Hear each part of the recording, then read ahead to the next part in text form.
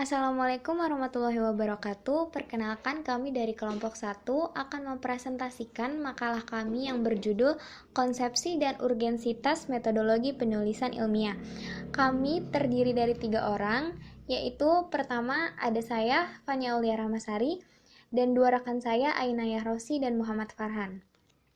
Pada kesempatan kali ini, kami memiliki 4 pokok pembahasan. Yang pertama, definisi karya ilmiah. Yang kedua, sistematika dan ciri karya ilmiah. Yang ketiga, jenis-jenis karya ilmiah. Dan terakhir, fungsi karya ilmiah. Langsung saja kita masuk ke pembahasan. Di sini, saya akan membahas tentang definisi karya ilmiah. Karya ilmiah adalah suatu karya yang memuat dan mengkaji suatu masalah tertentu dengan menggunakan kaidah-kaidah keilmuan. Karya ilmiah menyajikan gagasan, deskripsi, atau pemecahan masalah secara sistematis, disajikan secara objektif dan jujur, dengan menggunakan bahasa baku, serta didukung oleh fakta, teori, dan bukti-bukti empiris. Saya akan menjelaskan sistematika dan ciri karya ilmiah. Sistematika pada karya ilmiah tidaklah baku atau harga mati. Sistematika suatu karya ilmiah sangat perlu disesuaikan dengan sistematika yang diminta oleh media publikasi, sebab bila tidak sesuai akan sulit untuk dimuat dalam suatu karya ilmiah yang mempunyai tingkat keformalitasan yang tinggi. Sistematika penulisan lebih baku dan beberapa paparan lainnya sering diminta, seperti kesimpulan dan rekomendasi pada bagian akhir atau kata pengantar pada bagian awal.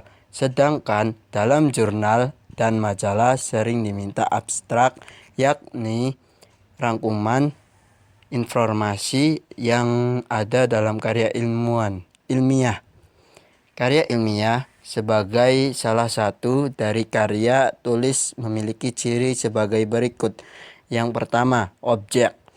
Yang kedua, netral. Yang ketiga, sistematis. Yang keempat, logis. Yang kelima, menyajikan fakta. Yang keenam, tidak pleonastis. Yang ketujuh dan yang terakhir, bahasa yang digunakan adalah ragam formal. Jenis-jenis karya ilmiah dibagi menjadi 2.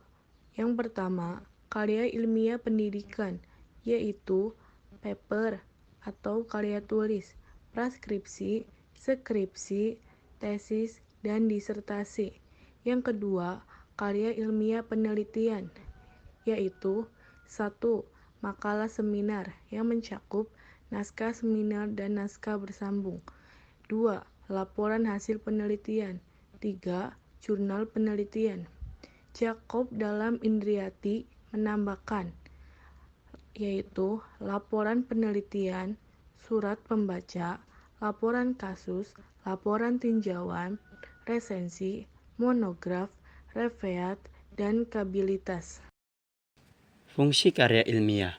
Fungsi utama karya ilmiah adalah fungsi akademik. Melalui karya ilmiah terjalin komunikasi akademik antar berbagai komponen dalam sebuah bidang keilmuan.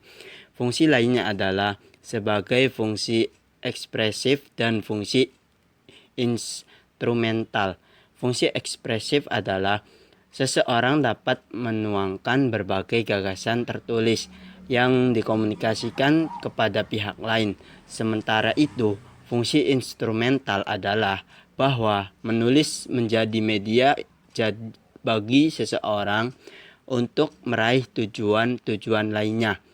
Dari sisi penulis, karya ilmiah berfungsi untuk meningkatkan keterampilan membaca dan menulis, berlatih mengintegrasikan berbagai gagasan dan menyajikan secara sistematis, memperluas wawasan, serta memberi kepuasan intelektual.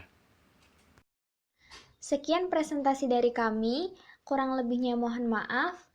Kami menunggu saran dan kritik dari teman-teman sekalian. Wassalamualaikum warahmatullahi wabarakatuh.